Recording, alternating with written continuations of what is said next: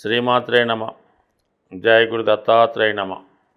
ఈ వీడియోలో మనం ధనుసు రాశి వారికి ఏప్రిల్ 16 నుంచి 30వ తారీఖు మధ్యలో జరగబోయే పక్ష ఫలితాలు పరిశీలిద్దాం. ధనుసు రాశి వారికి మరి ప్రస్తుతం ఈ పక్షంలో జరిగే మార్పు, భాగ్యాధిపతి రవి 5వ స్థాన సంచారం ఉచ్చులో వచ్చాడు. దానివల్ల మీలో ఉన్నటువంటి టాలెంట్కి, మీలో ఉన్నటువంటి విద్వత్తు, విద్య, వాటికి ఒక మంచి గుర్తింపు రావడం జరుగుతూ ఉంటుంది. ఇది ఎక్కువగా ఆధ్యాత్మిక రంగంలో విద్యా సంస్థలు, అడ్వకేట్సు, అటువంటి వృత్తిలో ఉన్న వాళ్ళకి అనూహ్యంగా మీ యొక్క అభివృద్ధి, గుర్తింపు రావడం జరుగుతుంది. ఏదైనా ఒక సత్కారం, సన్మానం లాంటిది జరిగి ఒకేసారి వెలుగులోకి రావడం జరుగుతూ ఉంటుంది. అలాగే మీకు కాని పక్షంలో మీ తండ్రి గారికో, మీ సంతానానికో కూడా ఇటువంటి హోదా, గుర్తింపు, గౌరవం లభించే అవకాశం ఉన్నది. అలాగే మీరు మీ యొక్క ఆరోగ్యాన్ని మెరుగుపరుచుకుంటారు, మంచి కార్యక్రమాల్లో పాల్గొంటారు. ఒక గొప్ప పండితుడో, మంచి ఉన్నత అధికారో మీకు పరిచయం, వారితో మీకు ఏవైనా అవసరం ఉంటే తీర్చుకోవడం కానీ, వారి సలహాలు మీరు, మీ సలహాలు వారు తీసుకునే అవకాశం ఉంది. అంటే గొప్ప గొప్ప వారు కూడా మీ యొక్క సలహాలు స్వీకరిస్తారు, మిమ్మల్ని ఒక గొప్ప వ్యక్తిగా గుర్తించడం జరుగుతుంది. ఇంకా కుజుడు అష్టమంలో ఉన్నాడు. ఇది కొన్ని విషయాల్లో సడన్గా జరిగే కొన్ని సంఘటనలకు కారణం అవుతుంది.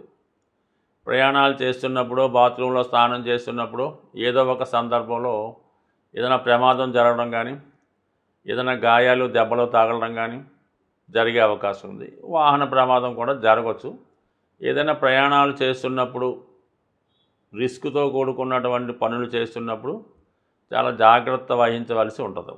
అయితే సడన్గా ఏదైనా భూములు, స్థిరాస్తికి సంబంధించిన వ్యవహారాలు ఏమైనా ఉంటే సెటిల్ అవ్వడం, దీర్ఘకాలంగా ఏమైనా సమస్యలు ఉంటే అవి సడన్గా మీకు అనుకూలంగా సాల్వ్ అవ్వడం జరుగుతూ ఉంటుంది. సో ఇక మిగతా విషయాలు పరిశీలిస్తే మనకి గురువు ఇంకా కొద్ది రోజుల పాటు, సుమారుగా ఈ రోజు నుంచి ఒక నెల రోజుల పాటు 6వ స్థానంలో సంచరిస్తాడు. ఇది ఆరోగ్య విషయంలో కొంతమందికి సడన్గా అనారోగ్య సమస్యలు లాంటివి వస్తూ ఉంటాయి. ఇక కొద్ది రోజుల్లో 7వ స్థానంలోకి వెళ్ళబోతున్నాడు కాబట్టి ఈలోగా మీకు ఏవైనా హెల్త్ పరంగా ఇబ్బందులు ఏమైనా ఉంటే దాన్ని చక్కగా పరిష్కరించుకోవచ్చు. అలాగే విద్యార్థులకి, నిరుద్యోగులకి ఏదైనా ఒక విద్యా సంస్థలో కానీ, న్యాయ వ్యవస్థలో కానీ, హాస్పిటల్స్లో కానీ ఏదైనా ఎండోమెంట్స్ సంబంధించిన వాటిలో ఉద్యోగ ప్రయత్నాలు చేస్తే ఆ ప్రయత్నం నెరవేరే అవకాశం ఉంది. అలాగే మీరు ఎవరి దగ్గరన్నా ఒక మంచి సేవకుడిగా చేరాలన్నా, అసిస్టెంట్గా చేరాలన్నా కూడా ఇది అనుకూలించే అవకాశం ఉన్నది. అంటే పెద్దవారి యొక్క ఆశీస్సులు లభిస్తాయి, ఆరోగ్యం బాగుపడుతుంది, మంచివారితో పరిచయాలు పెరుగుతాయి, మంచి సంస్థలో ప్రవేశం దొరుకుతుంది. మొత్తం మీద ఓకే. ఇక వచ్చిన ఇబ్బందల్లా శని అర్ధాష్టమ స్థానంలో వెళ్ళడం జరిగింది. అంటే అక్కడ ఉన్నటువంటి శని భగవానుడు మిమ్మల్ని ఏదైనా స్థాన చలనం జరిగే అవకాశం ఉన్నది.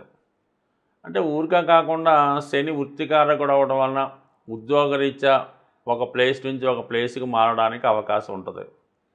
లేనప్పుడు మీ యొక్క స్థిరాస్తి ఏదైనా ఉంటే దాన్ని విక్రయించి వేరే చోట మీరు స్థిరాస్తి కొనడానికి అవకాశం ఉంటుంది.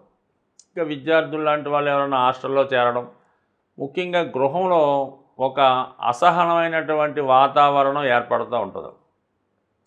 ఎవరి పనుల్లో వాళ్ళు ఏదో బిజీగా ఉంటూ ఒకరినొకరు పట్టించుకోకుండా, పలకరించుకోకుండా ఎవరికాళ్ళు ఏదో పోగొట్టుకున్నట్టు ఏదో అలా కాలక్షేపం చేస్తూ ఉంటారు తప్ప కలిసి సమూహికంగా ఒక పండగ వాతావరణంలాగో ఏమన్నా వచ్చినప్పుడు కలిసి మాట్లాడుకున్నట్టు ఉండకుండా ఒక ఎడారి వాతావరణం కనబడుతుంటుంది మీ యొక్క గృహంలో.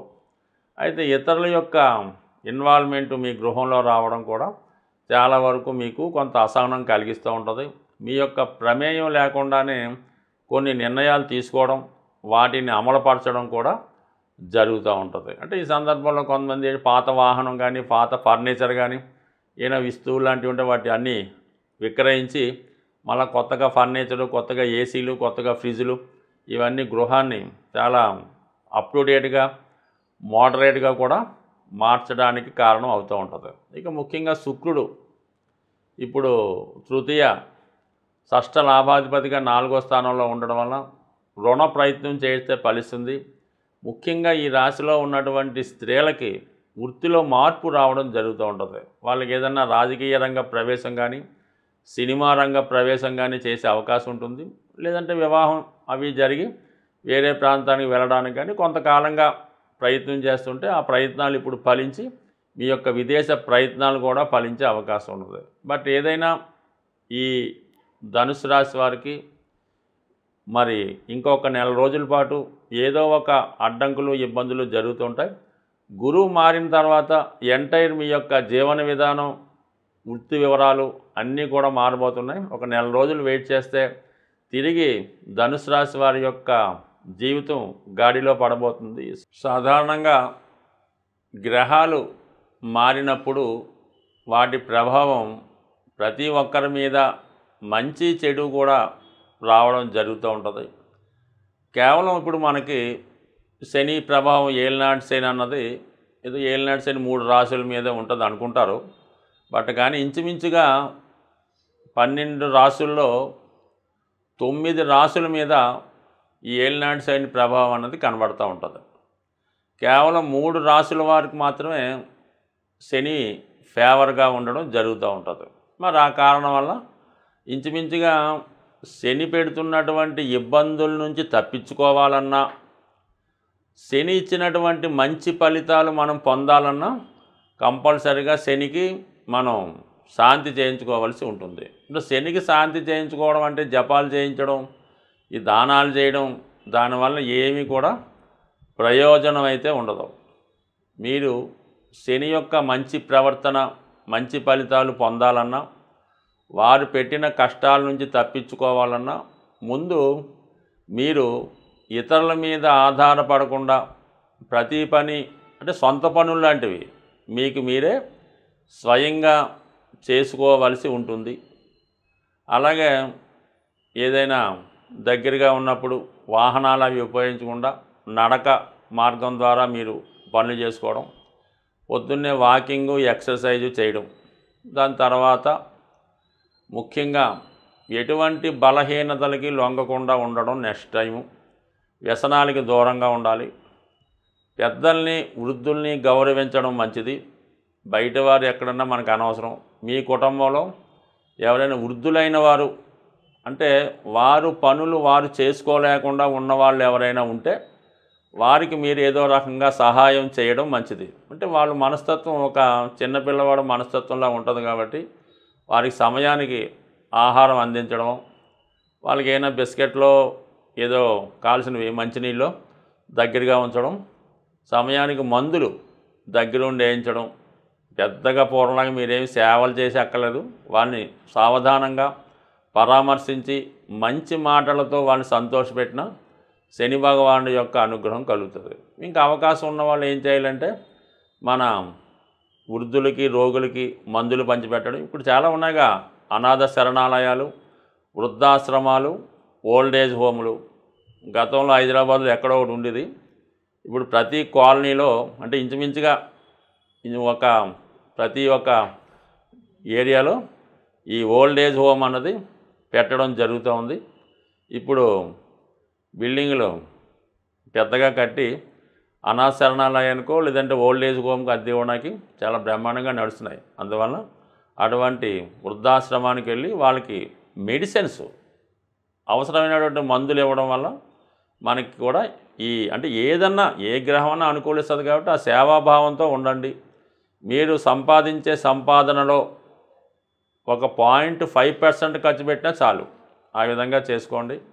అయితే మీరు ఈ రాశి ఫలాలు విన్నంత మాత్రం చేతో లేదా ఏదైనా మంచి జ్యోతిష్కుడి దగ్గర జాతకం చెప్పించుకుంటేనో మీ జీవితం అయితే ఎట్టి పరిస్థితుల్లో మారదు. పైపెచ్చి ఏంటంటే వాళ్ళు బాగుపడతారు తప్ప మిమ్మల్ని మార్చే శక్తి ఆ జ్యోతిష్కుడి దగ్గర ఎట్టి పరిస్థితులు కూడా ఉండదు. అందువల్ల మీరు జాతకం చెప్పించుకుంటే జీవితం మారిపోద్ది, పెళ్ళిళ్ళు అయిపోతాయి, ఉద్యోగాలు వచ్చాయి మాత్రం ఒట్టి భ్రమ. మీరు వారు చెప్పినట్టు నడుచుకొని ఏదైనా ఆ పరిహారమో ఆ ప్రయత్నమో చేయడం వల్ల మీ జాతకంలో యోగం ఉంటే అది వస్తుంది తప్ప ఉద్యోగం రావడానికి ఒక హోమం, లేదంటే ఒక ఉంగరం, పెళ్ళి కావడానికి ఒక హోమం, ఒక ఉంగరం ఇలాగేమీ ఉండవు.